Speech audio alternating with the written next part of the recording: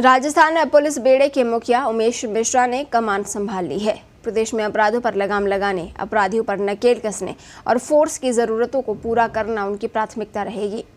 मिश्रा ने कड़े शब्दों में बदमाशों को चेतावनी देते हुए कहा कि चाहे अपराध छोटा हो या बड़ा, किसी भी सूरत में अपराधियों को नहीं बख्शा जाएगा। पत्रिका टीवी रिपोर्टर ललित तिवारी से खास बातचीत में उन्होंने कहा कि संगठित अपराधों पर अंकुश लगाया जाएगा। उन्होंने कहा कि पुलिस का रेस्पॉन्स टाइम प्रॉम्प्ट और पोलाइट हो। राजस्थान पुलिस के नए मुखिया डीजीपी उमेश मिश्रा जी ने कार्यभार संभाल लिया। आज हम उनसे जानेंगे कि किस तरह से की चुनौतियां, उनसे किस तरह से निपटा जाएगा। सर, पत्रिका टीवी में बहुत बहुत स्वागत है। सर, किस तरह की चुनौती है, जिस तरह से अपराध बढ़ रहे हैं, FIR भी बढ़ी है, इसको रोकने के लिए सर क्या कदम उठाएंगे?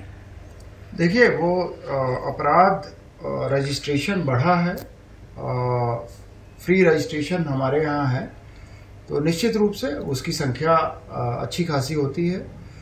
अपराध जहाँ तक है वो उसकी प्रकृति मूलतः जो पहले थी वही है।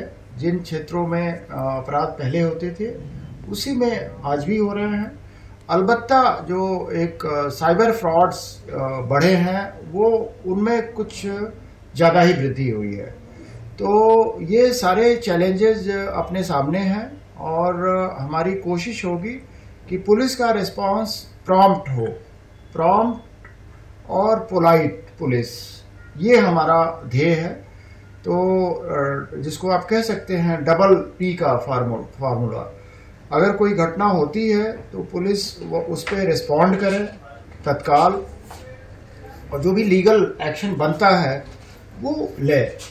और दूसरा जो मेरा उस पर रहेगा, बल रहेगा, जिस पे मैं स्ट्रेस देना चाहूँगा, वो है फेयर इन्वेस्टिगेशन। पुलिस को बहुत ही न्यूट्रल तरीके से, तटस्थ होकर, बिना किसी भेदभाव के, ना कोई जातिगत भेदभाव हो, ना कोई धार्मिक आधार पे भेदभाव हो, एक बहुत ही फेयर और ऑब्जेक्टिव इन्वेस्टिगेशन, वस्तुनिष्ठ अन्वेषण करे। ये भी मेरा बल रहेगा इस चीज़ पे भी।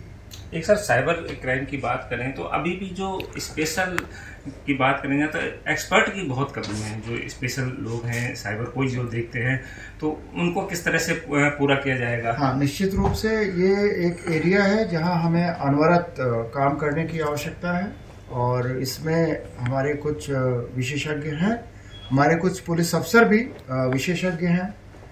जैसे हमारे ये शरद जी हैं, IG साहब, वो काफ़ी साइबर के एक्सपर्ट हैं। और भी कई जो IIT वगैरह में शिक्षा पाए हैं उनकी है। लेकिन जो कटिंग एज लेवल है, इंस्पेक्टर, डिप्टी SP, उनमें कैपेसिटी बिल्डिंग की आवश्यकता है, जो हम कर रहे हैं। उसमें टाइम लगेगा, but we are on the job. हम उस पर कार्रवाई कर रहे हैं। एक सर, महिला अत्याचारों में कमी जरूर आई है, लेकिन अभी भी है, पूरी तरह से इस पे रोक नहीं लग पाई है। महिला अत्याचारों को रोकने के लिए किस तरह के उपाय किए जाएंगे? देखिए, महिला अत्याचार के केसेस जो होते हैं उनमें कई तरह के हैं। जैसे एक तो होता है जो स्कूलों वगैरह पे मनचले लोग छेड़खानी के लिए या कोई फप्ती कसते हैं, एक तो वो कैटेगरी हो गई। एक हो गया डोमेस्टिक वायलेंस का, और एक हो गया जो जिसको एक जबरन शारीरिक संबंध बनाना, रेप वगैरह।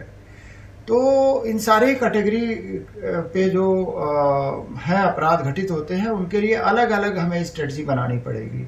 जैसे जो किशोर वय के जो बच्चे हैं उन पे प्रिवेंटिव एक्शन हमें करना है। स्कूलों के पास पुलिस का प्रेजेंस रहे।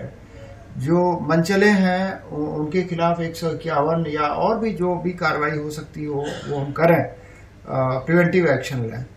जो रेप की घटनाएं होती हैं वो हमें देखना है कि इसको कैसे कम किया जा सकता है। जैसे छोटे बच्चों को वो एक एजुकेट करने की आवश्यकता है।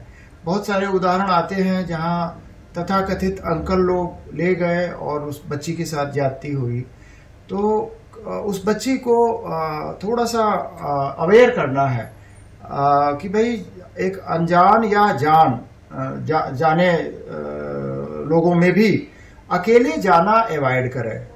अगर वो कहीं स्कूल जा रही हो, स्कूल जाए, अगर वो बच्ची घर में आ रही है तो घर में आए, एक जो सुनसान जगह की तरफ जाना अवॉइड करे, चाहे परिचित ही कोई ले जाना चाहे।